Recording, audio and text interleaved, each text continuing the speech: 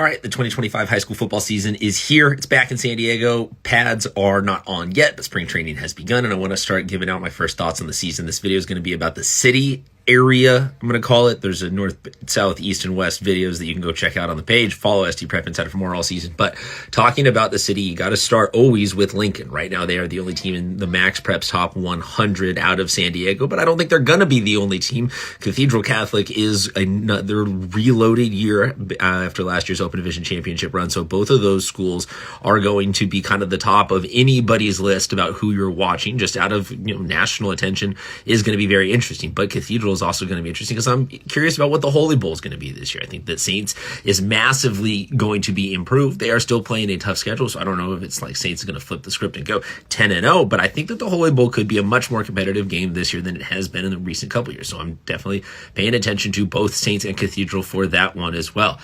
In Western League, I also am looking at Madison. They've got a new head coach. I'll be very curious about that. In that general area of Claremont High School is one of the most interesting ones to me for the 5AA championship. That will be a lot of fun to watch all season long. Again, these are just very preliminary thoughts, so I'm not trying to leave anybody out. I'm not trying to get too deep in this. If you want something else to talk about, drop a comment below.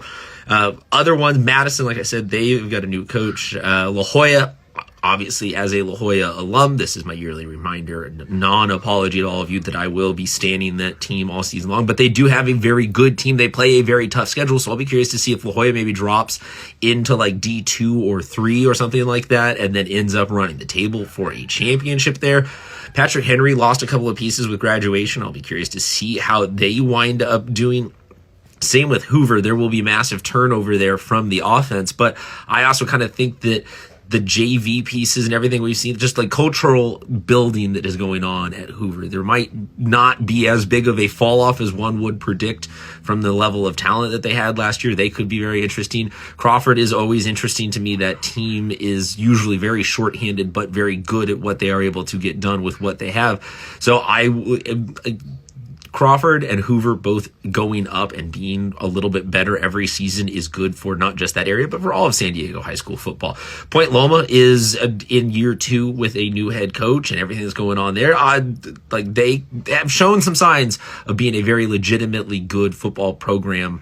Again, these are all just very preliminary thoughts, so just right off the top of my head, this is what I'm thinking about in the city. Like I said, other videos from other areas you can check out on at our page. Give us a follow all season long for more high school sports coverage, and drop a comment.